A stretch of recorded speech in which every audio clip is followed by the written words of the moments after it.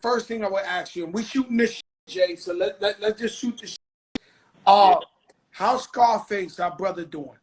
Man, Face is doing good, man. He was playing golf today with the homie Phil Ivey.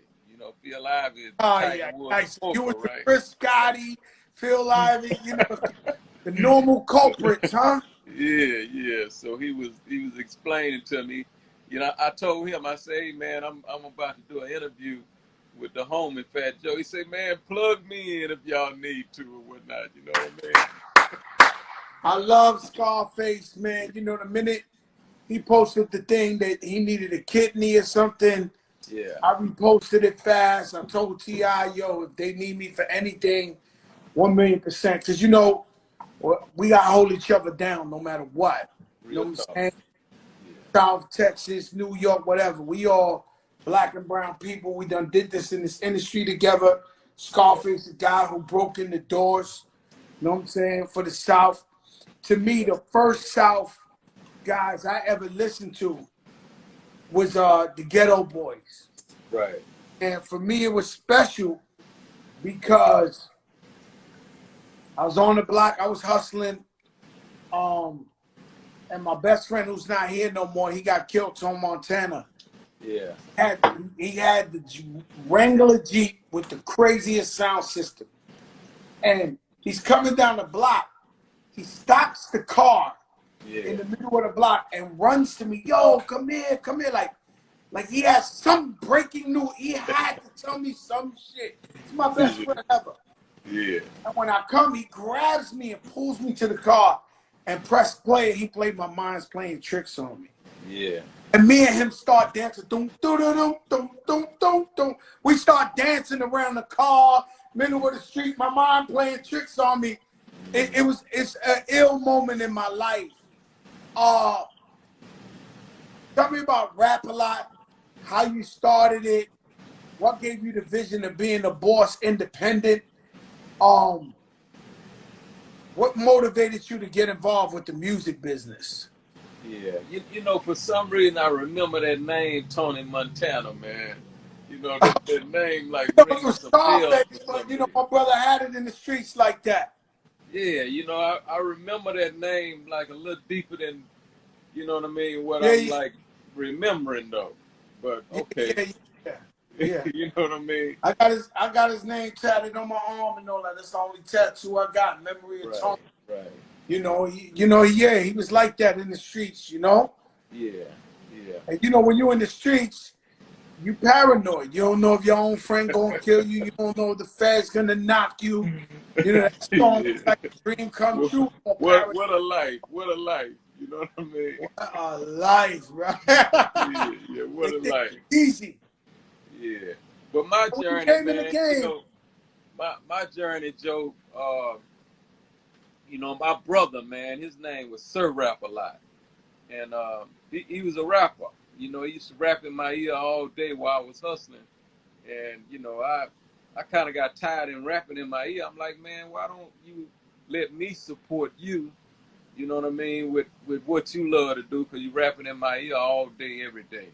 And I didn't want to lose my brother to the streets. You know, I had enough sense to realize that he wasn't like built for street activity. So, you know, in my mind, I'm like, I'll support you in your dream. And that's kind of how it all begun, you know, from Sir Rap A Lot. And it just so happens, you know, I don't like the way the story ends where he was concerned, because, you know, I tell everybody he had been scarred by guys prior to dealing with me. So he really didn't believe that it was possible once he had got my attention to, you know, to get behind him. And he went got him like 20 some years, man. He done like 22 years in the penitentiary, got out, and, you know, now he been gone another 8 or 10 years again. So, you know, that's his story. Mine was a different story. You know, after I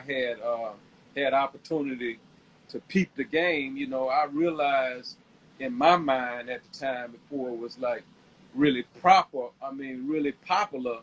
I'm like, oh, this is the next dope game. You know what I mean? I just looked at it that way. I'm like, this is the exit. It just happened to be, this is legal. You know what I mean? So it got my attention because I always wanted to be a millionaire. You know what I mean? And I wanted to be a millionaire outside of the streets. So I realized real quickly that this is a $1 million playing field. You know what I mean? And I'm going to play ball on this playing field. You know what happened to me, man? You know, same thing. I was in the streets heavy, and and it sounded like a Rocky Balboa movie or Cinderella, but everybody was getting knocked up with the RICO law, and I said, you know what, I got to do this music, and I went to the Apollo Theater, and all my guys who I was with, they're literally still doing life now, but I went and I started rapping. Shout out, rest in peace, Chris Lighty. I just saw his daughter, Tiffany. He discovered me, and I just went straight. I just never looked back. It's like a movie. It's hard to believe, but, you know, I just left the shit alone. Like, and all my brothers were still Lamborghini'd out, still popping 30,000 of bottles and everything. Joe, you bugging out. You trying to do that rap shit. They laughing at me. And that's what saved me. So I started doing the music, and just like you, I realized this is my way out. There ain't no looking back. Yeah. You know, my guys got knocked with the crazy indictment. They locked my brother up, took everything, right? Yeah. So I had to make it in this music shit. Yeah. But I was always, like you, an entrepreneur. So even though I'm trying to come in as a rapper, I was always looking to own my own shit.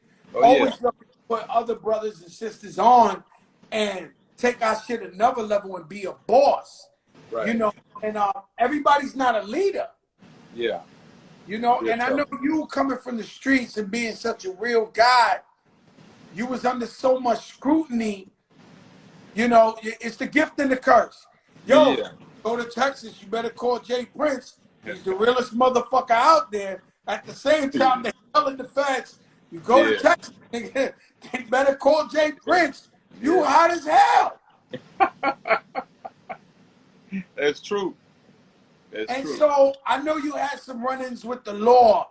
Yeah. But they didn't understand a young black brother getting that type of money and having that type of power.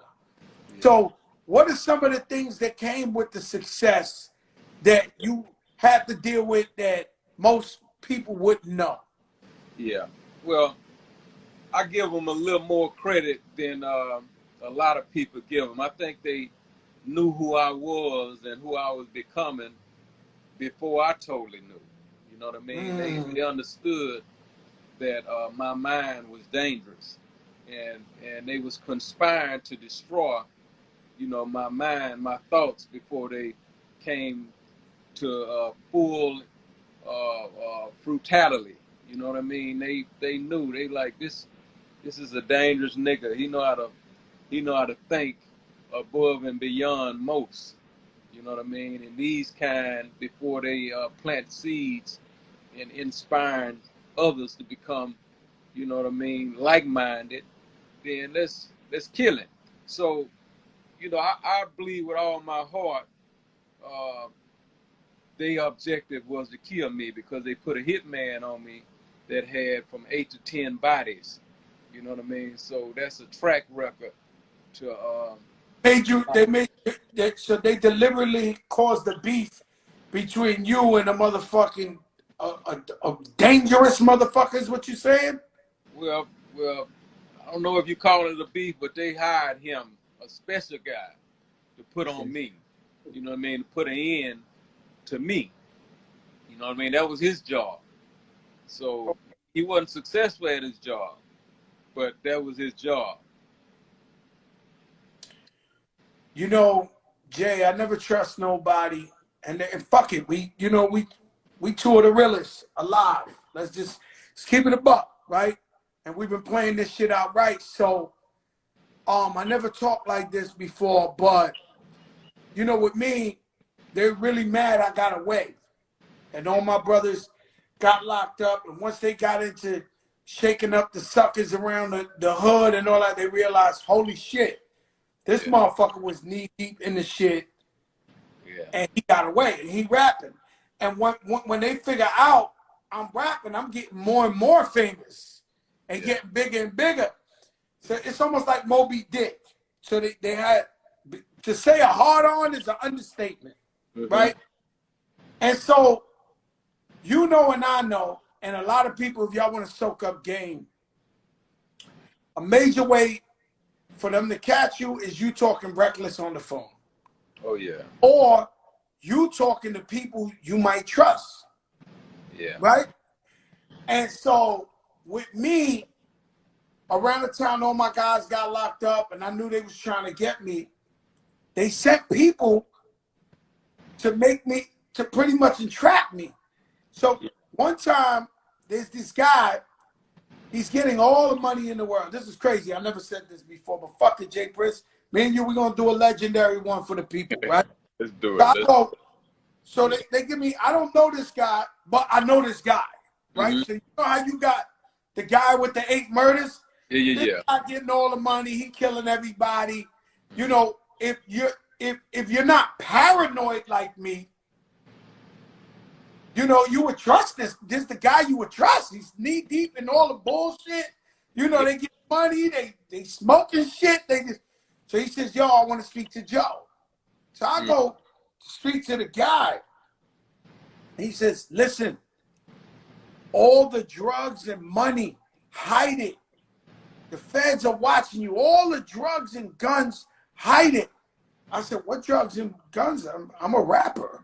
But I was honestly, I was always paranoid, but I was naive. I was like, yo, bro, like, and then I think he's helping me. He's like, no, the drugs, the guns, hide them. You know your man such and such, make sure they don't this. And he's telling me all this shit, right? But I don't trust nobody anyway. So I'm telling them, you know, the truth. I rap. You know, I don't know what you're talking about, drugs and guns. I don't got nothing to do with that. But I never thought nothing. So I leave. I wind up telling my people, I'm like, yo, man, that's a real nigga, man. Like, he really tried to look out for me. He heard I was hot. He came to talk to me. Bro, the next day, and I'm going to let people know who it is in the Bronx. The next day, it's like Thanksgiving or some shit. They throw this like big football game in the Bronx, Castle Hill. The guy gets killed at the football game. Yeah. They put him in the Daily News, the paper, as whoever killed him is going to jail for killing a cop. Like, he was so much snitching that they called him a federal officer. And these are the type of motherfuckers they said at me to see that. Suppose I was dumb. Suppose I had diarrhea of the mouth. And I was like, oh, the guns and drugs, not a problem. Oh, shit, do they know about I killed such and such? Do they, you know, because motherfucker want to impress people, run their mouth and fucking jam yourself up. You know, and they threw a couple of other so-called real ones to come talk to me about shit that made no sense to me. You understand what I'm saying? And I was just like, yo, I'm good. I'm not with that. You know what I'm saying? I rap, but, you know, they'll line you up with the unbelievable one. Oh, like, no doubt about it. No doubt about it. And just to make things clear, this guy that I'm saying had these 8 bodies or so was a DEA agent. You know what I mean? You know, it was a couple of them. You know, road cops, Schumacher and Chad Scott. Now the guy, Chad Scott, recently just got busted for, you know, jacking drug dealers and doing some everything. This is like over a decade and something later after I put the spotlight on it. They was trying to kill me. Now, a decade later, you know, they just discovered who they really was and what they was doing out there in the street. So, you know, I understand where you coming from. A lot of guys have diarrhea at the mouth. Oof. You know, we know what happened when you have diarrhea at the mouth. You're not here to talk about it. You're not here to talk about it. Sometimes, because my reputation. Sometimes I go shopping in the department store in New York. Young boy want to front for me, get on the phone. Yeah, I need them 30 keys. I need this. I don't know these people. Like, they just talk. I got to grab them and say, bro, you going to jail, like, really fast. Like, I don't know if you know that you talking on your ass is done. If you talking, if you really doing that, you're done. Like, and another form that I be trying to tell people, I said, listen, bro, you get on Instagram, put it like this. Our friend, Adrian Broner. Adrian Broner, I don't know if you've seen, they had a clip on social media. God bless him, in front of the judge, trying to tell the judge, I don't know what the case was about, but he was telling the judge, yo, I'm broke, I got no money. The judge tells him, where's all the money you flashing on Instagram? Where you get that shit from? This is the judge in a real case. Yeah. Telling them, yo, where's the fucking money you got on Instagram? Yeah. And so these people want to impress people, and they take all this money and they putting all this shit on Instagram, and these motherfuckers never had a summer youth job in their life. Yeah. No, like we're dealing with a election right now, right? And so I'm gonna say it this way: if they keep campaigning, they're gonna get elected. You know what I mean? If your ass keep campaigning for whatever it is you're campaigning for, the feds are watching. They're gonna elect your ass, and it's just a matter of time before you have to stand before the majesty. Listen, man, we try to deter people. We try to keep them positive.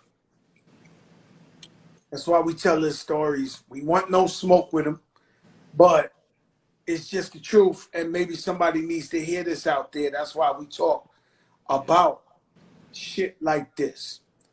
Pimp C. Shout out Bumby.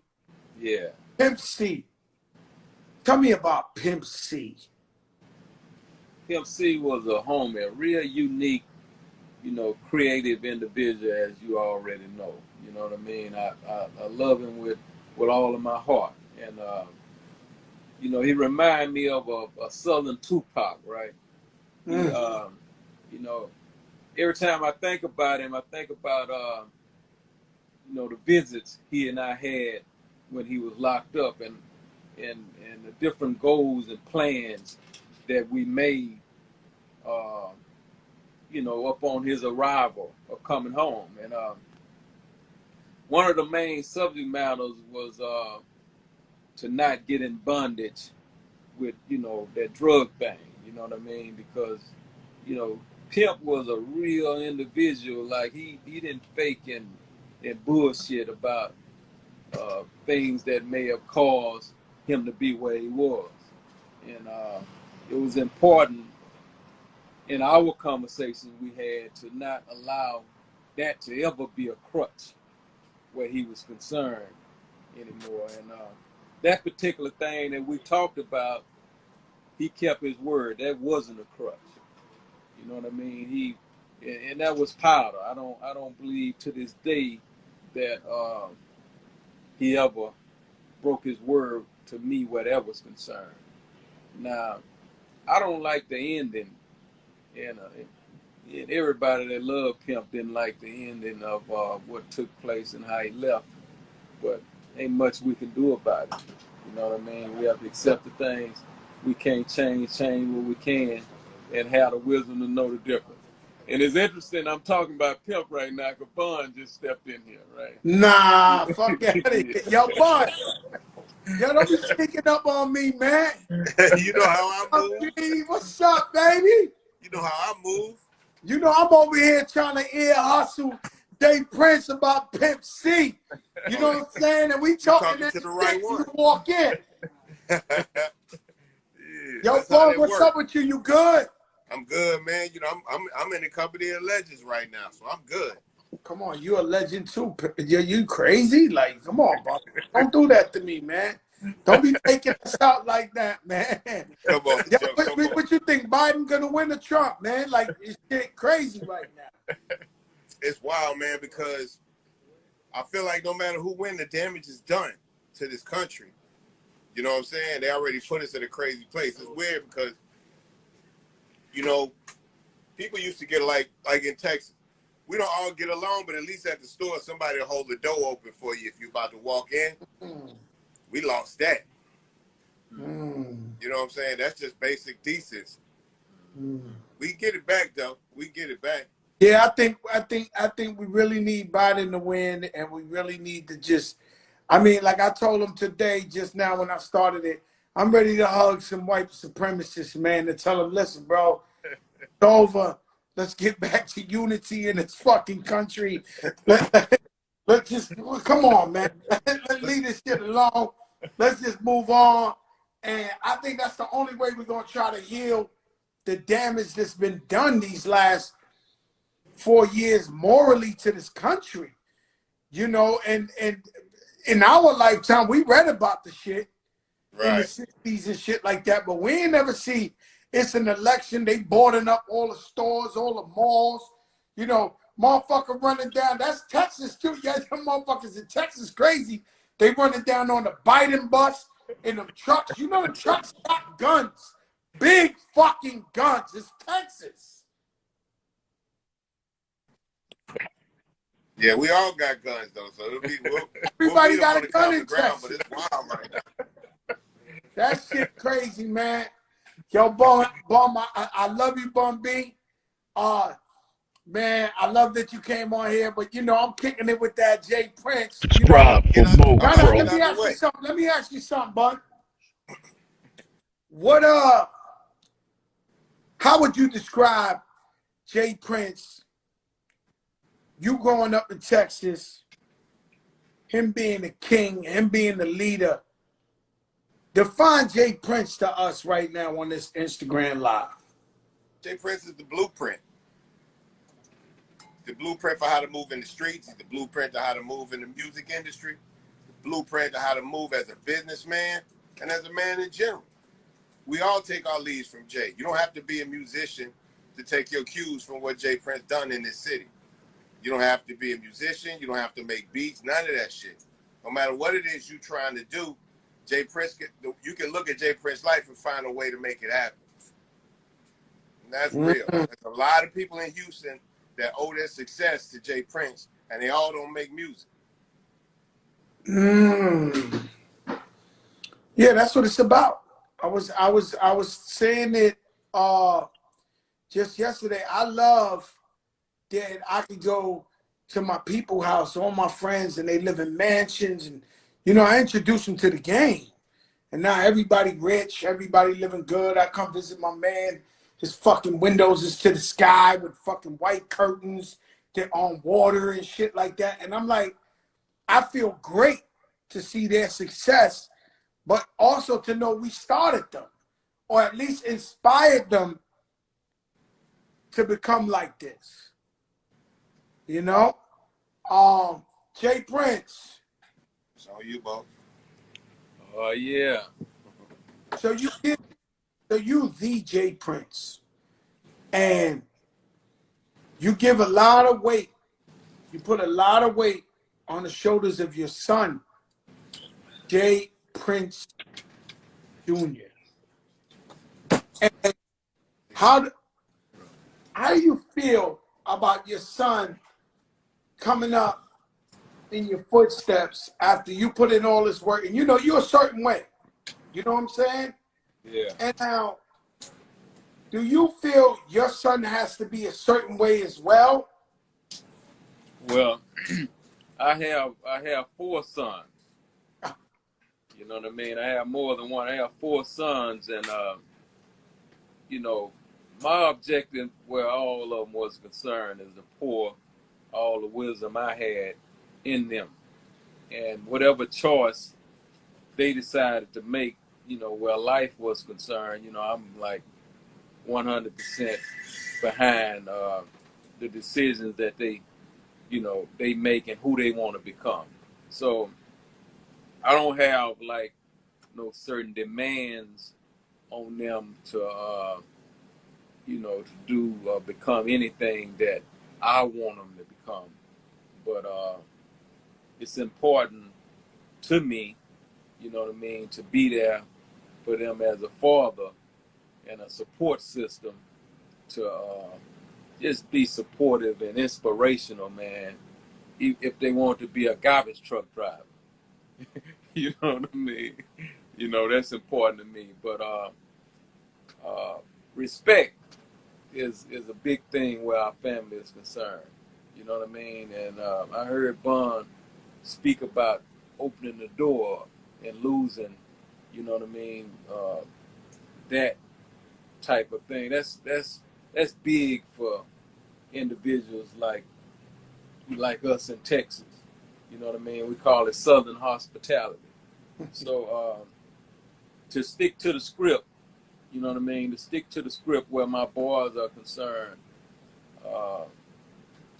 I'm with them, man. I'm behind them 1,000%, and I'm proud of all of them. Beautiful. Let me ask you something. Was it your son? Your son is the guy who discovered Drake. Am I correct? Yeah, Jazz Prince. He was the son that discovered Drake and brought him to me. You know what I mean? To him. And well, let me tell this story for those. I've told it so many times, you know, but you know, he was on tour with Lil Wayne, right? Because of course, you know, we all have a relationship, and he was touring with Lil Wayne, and I called him up one day. I'm like, Jazz, I don't want you coming home broke and you know what I mean, not focusing out there on that road on bigger business. You know what I mean? I never been the type to have access to power and don't leave with some of it. So I want to like explain that to him, and I say I want you to go to Lil Wayne and let him know you want to start a record label. You know what I mean? 50-50. And he was excited about that and went to Lil Wayne and told him, hey man, you know, I want to start a record label with you. Can we do a joint venture together? Shortly after, he called me excited because Lil Wayne embraced, you know, the invitation, and that's when I asked him. I said, "Who your first artist?" And that's when he mentioned Drake to me, and that's when he played Drake for me, and that's when I tried to get him to play something else for me. I'm like, "Wait a minute, you like this shit right here?" I'm like, you know what I mean? It was over my head, right, Joe? And you know, I got to be man enough to tell the truth, man. Drake was harmonizing and shit, and I wasn't, you know, I was used to that gangster shit, and I wasn't really, you know, to harmonize. I'm like, wait a minute, man. I tried to discourage him, right? But he was strong enough to stand on his own too, and he was like, "It's the new sound, man. It's the new sound. I need you to ride with me on this one, right?" So I'm like, well, "Where this kid from?" You know what I mean? He said he's buzzing. He's buzzing in Canada. And all his life, I taught him the importance of a buzz. What you drinking, Joe? I'm drinking Ciroc, and I'm drinking some motherfucking Diet Pepsi too. I'm all over the place with it. Joe, had they send you my new drink, Loyalty? Man, I ain't get it yet. I want to drink some Loyalty bad. Goddamn, you've been representing all your life, so it ain't gonna do nothing but compliment your thirst. You know what I mean? But back to the script, though. Back to the script. Yeah, so you know, I called down in Canada because I wanted to confirm that the buzz was real. You know, after he told me it was buzzing, he really got my attention, you know, because that's all they ever search for in the marketing meetings around the world every week. What's buzzing in Chicago? What's buzzing? You know, with all my street team members around the world, I want to know what was the buzz. So he spoke my language when he said he buzzing, and I called a homie in Canada. He said he really buzzing. And that's when we decided to fly him in, hook him up with Wayne, and I told him, I say, take him back out on tour with y'all and make sure Wayne put his arms around him on the stage. The rest was history. My brother, let me ask you, and that's I mean, anything of Drake. Drake might be the biggest artist of all time. Yeah. So any money coming from Drake, it's pretty. It's a pretty thing. Yeah, I agree.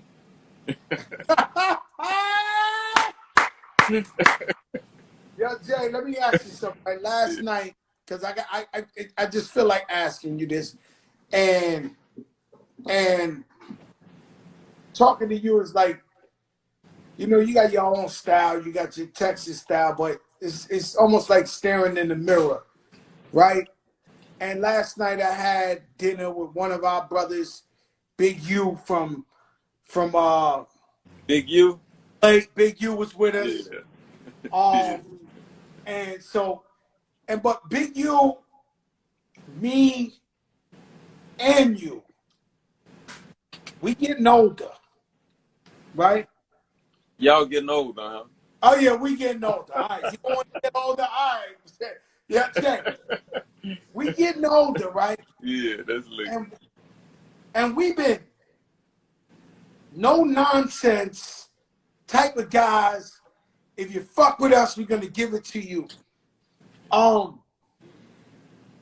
what point we gotta stop, or is to the day we die, we're gonna have to be some tough motherfuckers? Yeah. I'm asking you the question, Jay, because I haven't had the answer. I mean, you know, I don't purposely try and be tough. I consider myself the type of brother. I believe in giving a man what he asks for. You know what I mean? If it's love, you know, he can have it. But by the same token, sometimes we may find ourselves in situations where we have to deal with the opposite of love. Mm-hmm. And,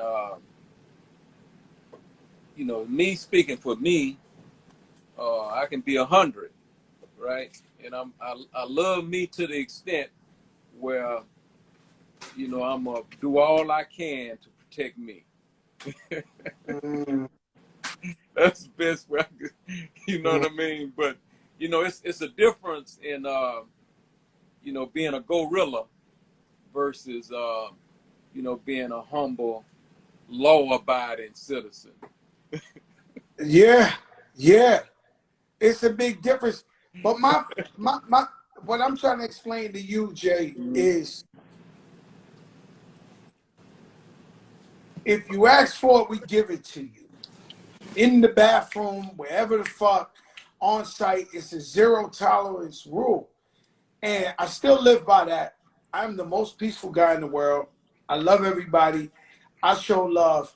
Yeah. And that's how I've always been since I'm 14 or whatever. Right, and right. It still feels like, am I going to be 60 years old and one day somebody's going to say some shit to me and I'm going to have to whip on him or he's going to have to press his luck? No, Joe, you can't do that. You would be putting yourself in a position at a disadvantage. You have to allow wisdom to take the lead.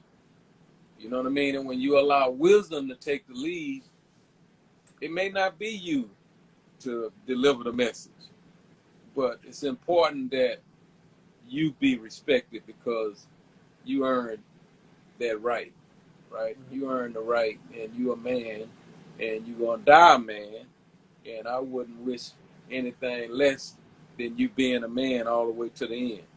Mm-hmm. But it's important to embrace wisdom and know how to execute it, you know what I mean, to be able to talk about it like we're doing right now. And I know you have been doing a good job at that, or we couldn't have this conversation. But it continually evolves, you know, ain't no end to it. You know yeah, what I mean? It is. It is. You know, it's crazy, Jay Prince, right? Because the first time I met Scarface, I brought him to the Bronx and I showed him our projects.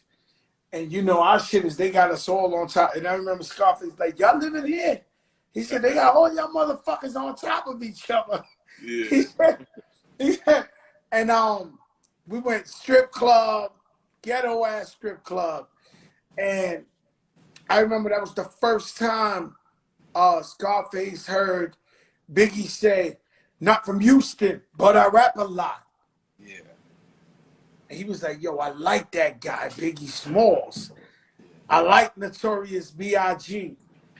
And Texas in hip hop, definitely as far as the independent game, when you guys really put your foot in the game and have delivered some of the greatest artists of all time out of Texas.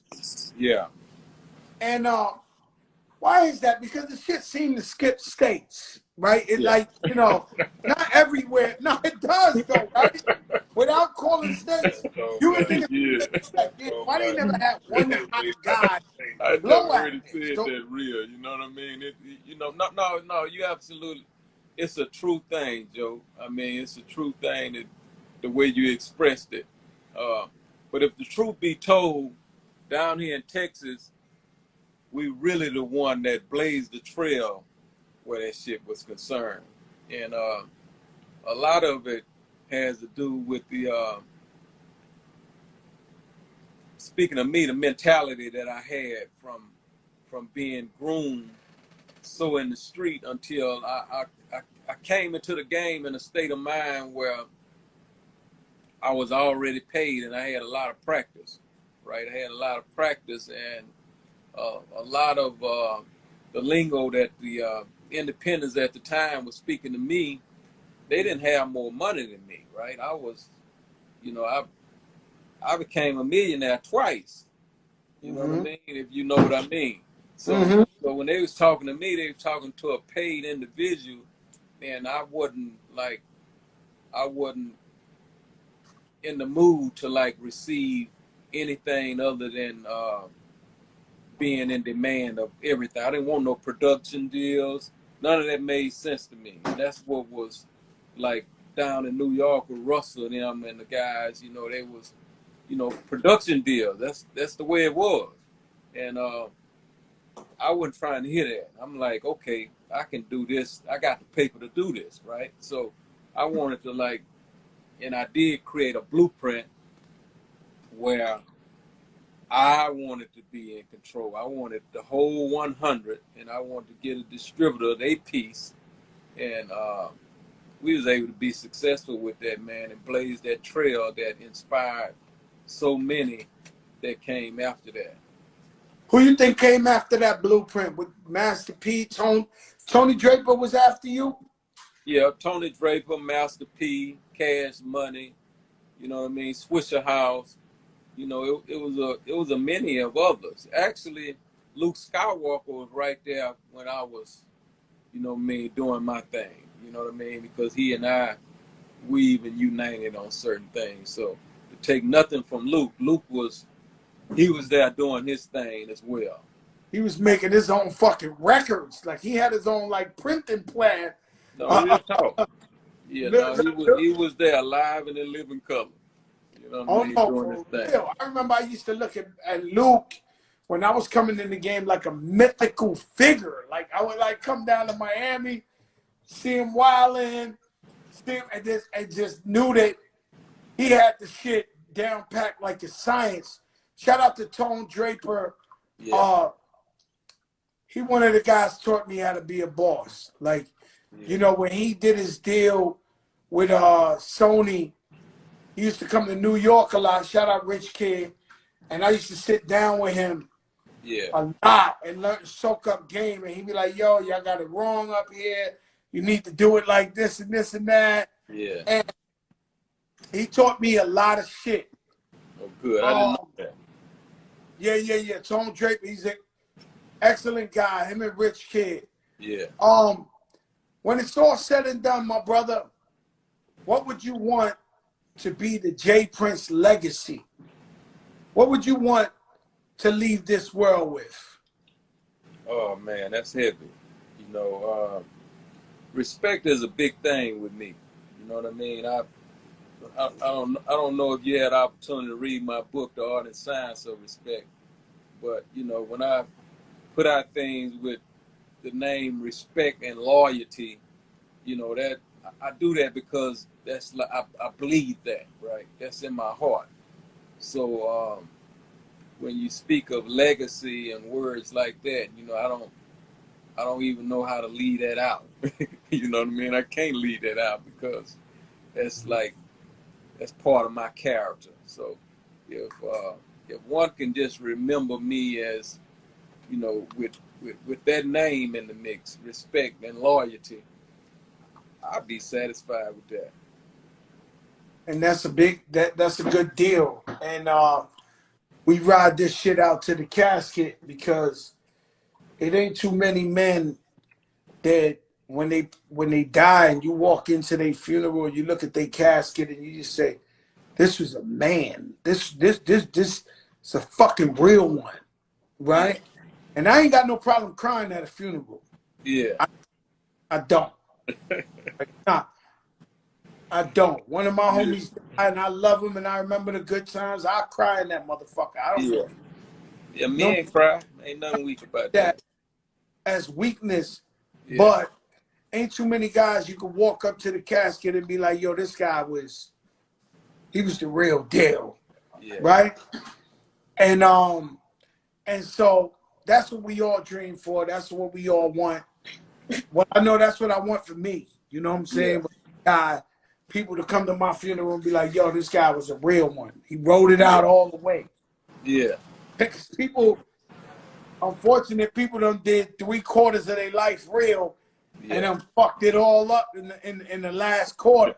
Yeah. You know what I'm saying? Hey man, I tell them, hey Joe, I tell them all the time, man, you can have 99% of the shit right and 1% of that bullshit, and it can contaminate the whole 99 that you done right. Ain't that some bullshit? It's like boxing. You knock out 30 guys in a row, you lose one fight, you ain't it no more in boxing. And that's a fact that you could make one mistake. Look, if you get to 3/4 of your life, you ain't supposed to make the mistake. That's it. You don't put yourself in a compromised position. You don't make the mistake. You know better. You know what I'm saying? Supposed to. And yeah, that's how I look at it. Like, you know better. Let me ask you something. I ask everybody, Jay Prince, and this would be rest in peace, Bushwick Bill. Who are your top 5? Who is Jay Prince's top 5 favorite rappers of all time? Oh man, top 5, huh? Ghetto Boys, UGK, Tupac, Biggie, and I'm gonna put Jay in there, Jay-Z. There you go. So you got Biggie, Jay-Z, Tupac, Ghetto Boys, and UGK. Yeah. That's a hell of a team, my brother. Oh yeah. That's a hell of a team. My brother Jay Prince, thanks for stopping in the show. God bless you. We love you. Stay strong. We here for you all the time. I appreciate you, Joe, up there in the Bronx. What's up, Bronx? Peace, my brother. Nothing but love, Jay Prince. God bless. Love, bro. You don't know who I know. I'm Prophet Muscle, the only man in the world who can do handstand push-ups with his fist on concrete. I got trained by Roger Mayweather, Crazy Temple next. He caught Prophet Muscle. He knocked him out in the street, KSI. I'm the son of Roger Mayweather. Roger, tell these motherfuckers subscribe to the Prophet channel. Prophet Muscle. Yeah.